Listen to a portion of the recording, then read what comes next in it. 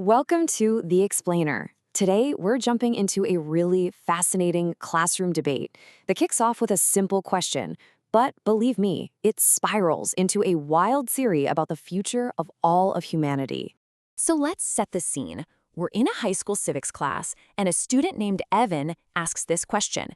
He's looking at all these ideals he's been taught about, democracy, liberty, opportunity, and then he looks at the world around him, and it just doesn't add up. There's this massive gap between the promise and the reality. And that feeling right there, that's the core paradox we're exploring today.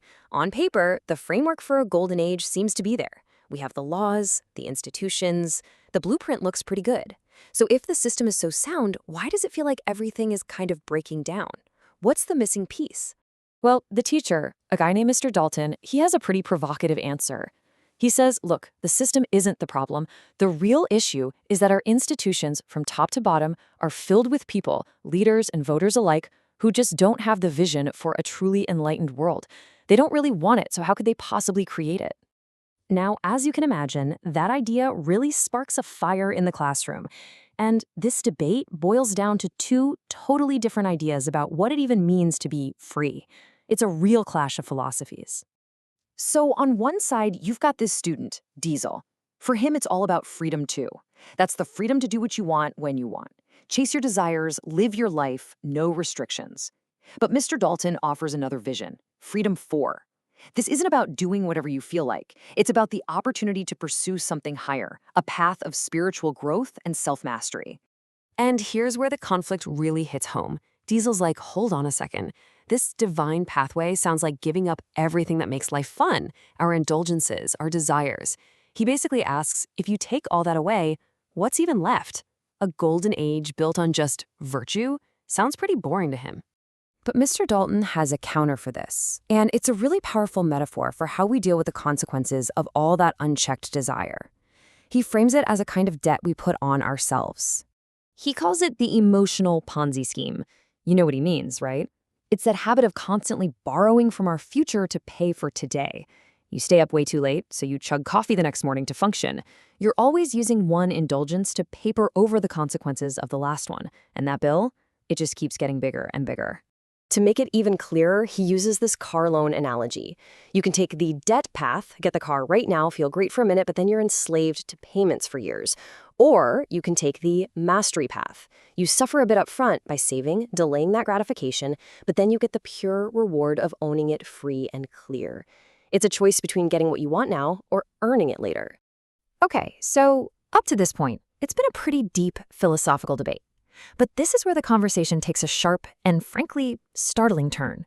We're moving from philosophy into a really radical theory about human nature itself. Mr. Dalton drops this bombshell. He basically claims that not everyone is capable of or even willing to follow this path of self-mastery. And because of that, he says, a large chunk of humanity is fundamentally incompatible with the kind of harmony a golden age would require. And if you thought that was wild, the theory escalates from there. It's not just about having a different mindset. Mr. Dalton suggests that some people might actually be, for lack of a better term, soulless. He theorizes they're operating on pure animal instinct with a kind of pseudo-consciousness, making them almost like biological machines, unable to achieve real spiritual growth. So, of course, this leads to a pretty urgent question from Diesel. If this incompatibility is going to lead to some kind of great culling to clear the way for a golden age, well, how does anyone survive that? Mr. Dalton's answer really gets to the heart of his whole philosophy. He says for the true soul student, the main goal isn't just physical survival. It's not about how long the car stays on the road. It's about making sure their higher self, their divine soul, is the one in the driver's seat, not their panicked base instincts. And Diesel, voicing what we're all probably thinking, asks this perfectly natural question. He's like, so wanting to survive is the wrong instinct now? In a real crisis, isn't that the only thing that matters?